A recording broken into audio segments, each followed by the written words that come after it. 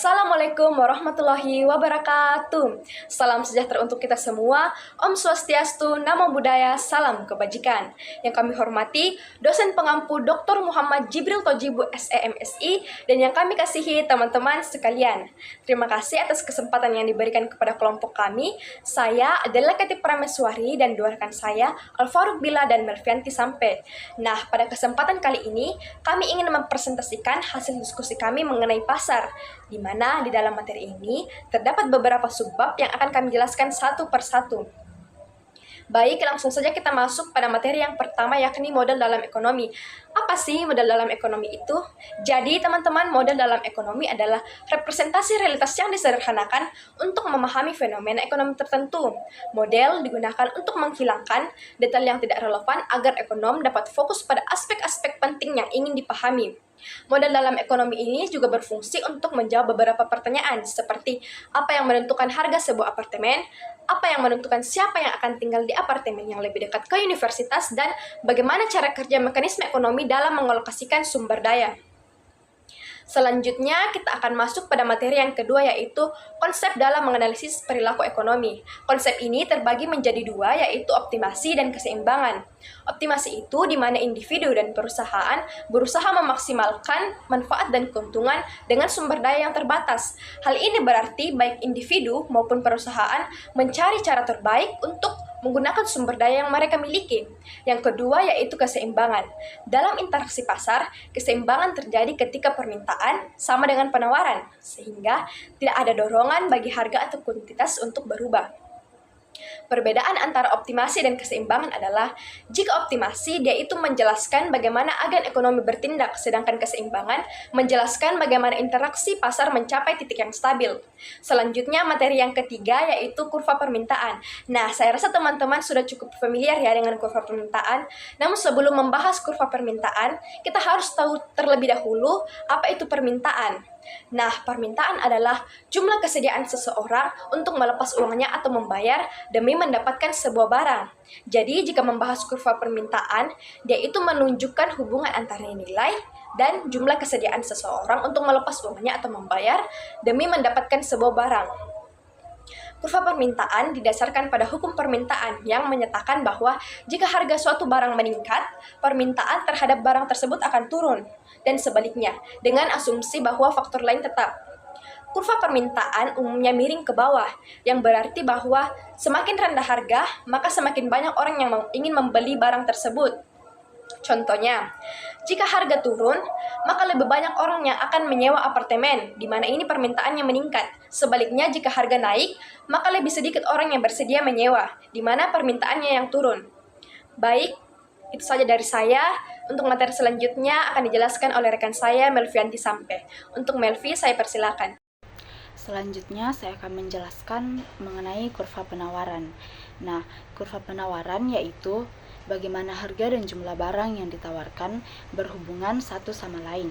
Sesuai dengan hukum penawaran, maka produsen bersedia untuk menerima nilai uang tertentu untuk setiap barang yang dijual. Contohnya, jika banyak pemilik apartemen menyewakan unit mereka dengan harga yang tertinggi yang bisa diterima di pasar, maka ini disebut dengan pasar yang kompetitif. Ketika banyak pemilik apartemen beroperasi sendiri-sendiri, mereka ingin mendapatkan harga terbaik. Harga yang terbentuk di pasar akan bergantung pada keseimbangan antara jumlah apartemen yang tersedia dan harga yang bersedia dibayar oleh penyewa. Slide selanjutnya yaitu keseimbangan pasar. Ini dalam konteks pasar apartemen. Keseimbangan pasar terjadi ketika jumlah apartemen yang diminta sama dengan jumlah apartemen yang ditawarkan pada harga tertentu. Mekanisme pasar yang baik terjadi ketika harga terbentuk berdasarkan keseimbangan antara penawaran dan permintaan, sehingga masyarakat dapat membeli barang yang dibutuhkan tanpa mengganggu stabilitas pasar. Harga ada pada saat bertemunya penawaran dan permintaan. Ketika permintaan dan penawaran bertemu pada suatu titik keseimbangan, maka harga pasar akan terbentuk. Inilah yang disebut dengan harga keseimbangan. Selanjutnya yaitu statistika komparatif, yaitu Analisis bagaimana harga keseimbangan berubah ketika faktor pasar berubah tanpa mempertimbangkan proses transisi pasar. Misalnya, jika apartemen bertambah, maka harga sewa akan turun. Jika apartemen berkurang, harga sewa akan naik, kecuali permintaan juga ikut turun. Nah, jika ada pajak baru, harga sewa tetap sama, karena pemilik tidak bisa menaikkan harga lebih dari yang bersedia dibayar oleh penyewa. Jadi, pemilik yang menanggung pajak tersebut.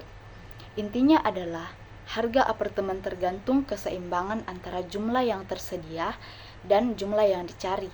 Jika keduanya berubah dalam jumlah yang sama, maka harga tidak akan berubah. Bismillahirrahmanirrahim. Assalamualaikum warahmatullahi wabarakatuh. Izin memperkenalkan diri, nama saya Alfaruq Billah dengan NIM A0112411006. Di sini saya akan menjelaskan mengenai bagaimana cara mengalokasikan apartemen. Selain pasar bebas, ada beberapa cara lain buat mengalokasikan apartemen, seperti monopolis diskriminatif. Monopolis diskriminatif yaitu saat pemilik memiliki semua apartemen dan menyewakannya dengan harga yang berbeda-beda sesuai dengan harga reservasi penyewa. Kita ambil contoh, bayangin ada satu orang yang punya semua apartemen di kota Makassar. Anggap aja namanya Asep. Si Asep ini nyewain apartemennya dengan harga yang berbeda-beda tergantung seberapa besar orang mau bayar sewa apartemen tersebut. Jadi apartemennya Asep ini bakal dikasih ke orang-orang yang berani bayar dengan harga yang paling tinggi.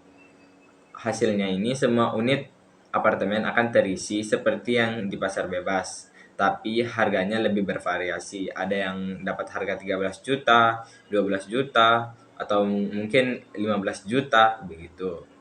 Yang kedua ini ada monopolis biasa. Nah, monopolis biasa ini saat pemilik apartemen harus menentukan satu harga sewa yang sama untuk semua penyewa. Nah, jadi ini pemilik apartemen si Asep ini nyewain semua apartemen yang dia miliki ke orang-orang dengan harga yang sama. Terus gimana sih caranya biar si Asep ini dapat keuntungan lebih? Nah, jadi cara agar si Asep dapat keuntungan lebih ini dengan cara dia nahan beberapa unit apartemen biar harganya tetap tinggi. Kenapa kok bisa dia dapat harga tinggi dengan cara nahan beberapa unit apartemen? Jawabannya karena ada unit yang nggak disewain, yang jumlah apartemen yang tersewa jadi lebih sedikit dibandingkan sama di pasar bebas. Kan kalau misalnya hanya sedikit apartemen yang disewain akan terjadinya kelangkaan. Nah, kelangkaan inilah yang membuat harganya menjadi tinggi. Yang ketiga ini ada kontrol sewa atau biasa kita sebut dengan rent control, yang dimana pemerintah menerapkan harga sewa maksimum yang lebih rendah dari harga pasar bebas. Nah, kalau kasusnya ini pemerintah masuk campur dalam nentuin harga sewa maksimal yang lebih murah dari harga yang pasar. Dampaknya sendiri ini pasti bakal banyak orang yang mau nyewa dong apartemennya, kan harganya murah. Tapi sayangnya jumlah apartemennya hanya terbatas. Jadi mereka bakal rebutan. Orang yang beruntung bisa dapat apartemen dengan harga yang murah, tapi banyak juga yang akhirnya nggak bakal kebagian. Terus Kak, metode mana sih yang terbaik? Nah, setiap metode yang saya jelaskan tadi itu pasti memiliki dampak baik dan buruknya. Ada plus minusnya sendiri. Seperti misalnya pasar kompetitif, yaitu harganya yang lebih adil dan efisien. Tapi sayangnya nggak semua orang mampu untuk bayar.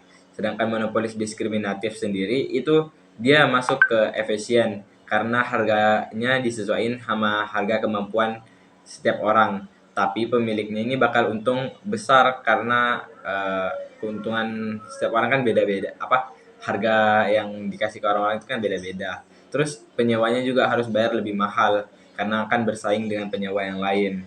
Yang ketiga ini tadi monopolis biasa. Nah, monopolis biasa ini kan apartemen yang disewain ini lebih sedikit, harganya juga lebih mahal. Jadi ini termasuk kurang efisien. Yang terakhir itu tadi ada kontrol sewa yang dimana harganya lebih murah, terus tapi sayangnya itu dia harus untung-untungan kayak rebutan gitu siapa yang bakal dapet. Jadi yang nggak kebagian nggak bakal dapet begitu.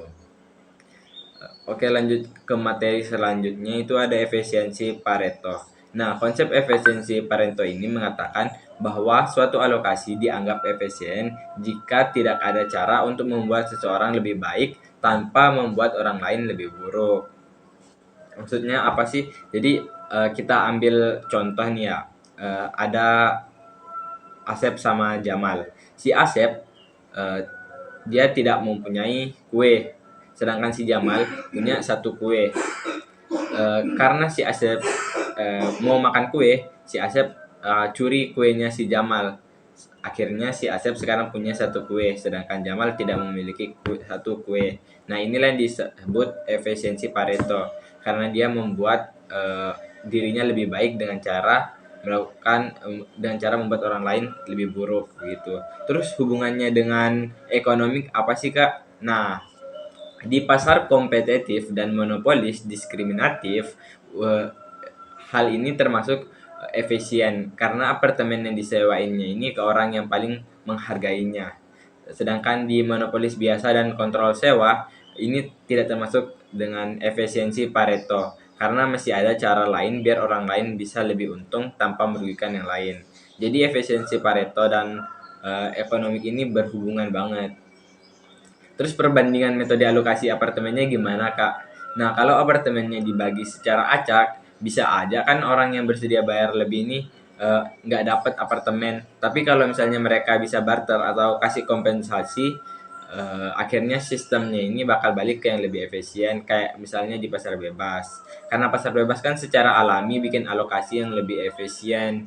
Nah, biasanya ini juga yang jadi pilihan terbaik buat bagi-bagi sumber daya, kayak misalnya beras, minyak, gula, dan lain-lain.